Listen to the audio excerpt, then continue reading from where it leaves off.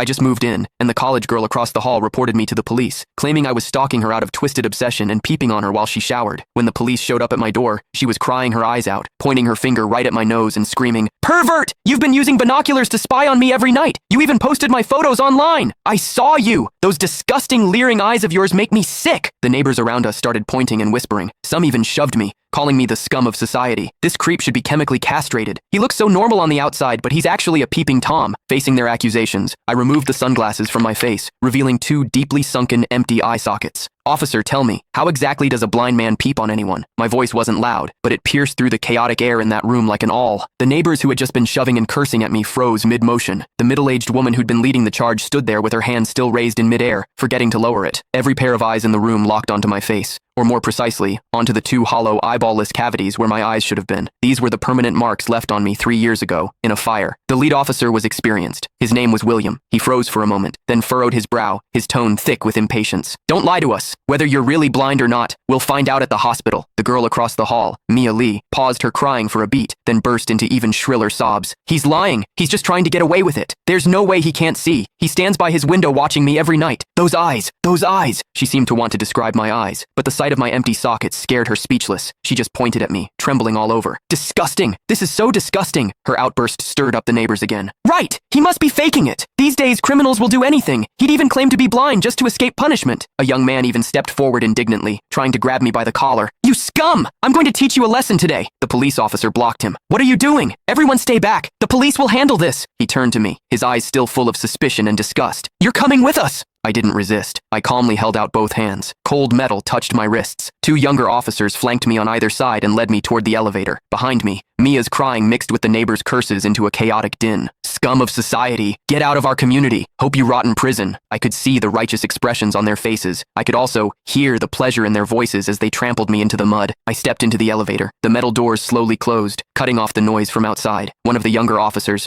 probably new to the job, couldn't help but ask me quietly, Are you really blind?" I tugged at the corner of my mouth but didn't answer. The other officer patted his shoulder, signaling him to keep quiet. But I knew that in their minds, the scales had already tipped completely in favor of that tearful young girl. After all, it was a young, pretty, pitiful college student on one side, and on the other, a suspicious man living alone, wearing sunglasses. In their eyes, it was crystal clear who was the victim and who was the perpetrator. What they didn't know was this. Sometimes, what the eyes see is the biggest lie of all. And I, a blind man, had seen something that none of them had. For instance, when Mia accused me, her heartbeat was steady, without a single ripple of genuine emotion. The interrogation room at the police station was harshly lit by fluorescent lights, and the air smelled faintly of mildew. I sat on a cold metal chair. Across from me were William and a female officer. Click the link in my bio to get the full story for free.